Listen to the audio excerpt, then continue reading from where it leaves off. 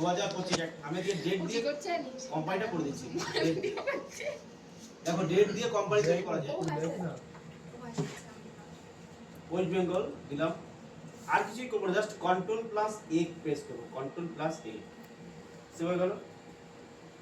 কিছুই করলাম না, শুধু কন্ট্রোল প্লাস এ করে দিয়ে সেভ করে দিলাম। এখানে কি তিনটে অপশন ইউজ করতে হবে, এই দুটো অপশন পরপর ইউজ করলাম, করার পরে এই একটা এই দুটো অপশন ইউজ করলাম।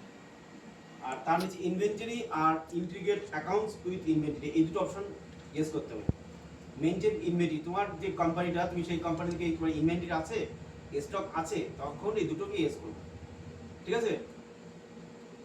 আর বাদ বাকি প্রথম অবস্থায় নো করে দেবো, প্রথম অবস্থায় বাদ বাকি সব নো করে দেবো। তাহলে কি কি ইউজ করলাম এখানে, কটা ইউজ করলাম, চারটে, এই প্রথম উপরের থেকে দুটো আর নিচে এই দুটো। তারপরে কন্ট্রোল প্লাস এ করে দেবো, কন্ট্রোল প্লাস এ, কুইক সেভ হয়ে গেল। তাহলে আমার কোম্পানি চলে এসেছে। এইবার পর আমার লেজারটা যে ব্যালেন্স শিটটা আছে, মানে ব্যালেন্স শিটটা এখান থেকে পুট করবো। তাহলে কোথায় আসবো, ব্যালেন্স শিট পুরো শিটটা দাও হবে স্যার, এই তো এই যে এই দিচ্ছি তুমি দেখো শিটটা।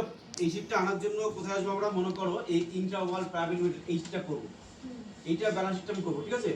এটা ব্যালেন্স শিটটা করার জন্য কোথায় যাবো, প্রথমে আসবো ক্রিয়েটে আসবো, এখানে গটে এসে ক্রিয়েটে এসে লেজারে আসবো, কোথায় আসবো, লেজার। তারপরে এখান থেকে এবার পরপর